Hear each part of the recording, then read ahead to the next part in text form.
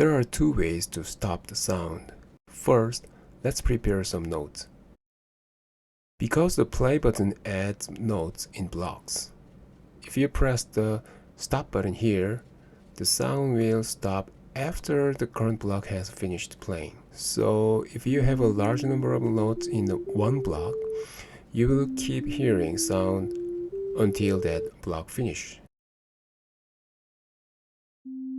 Now, if you press this stop button, the playback will continue until all the code in the current block has been played.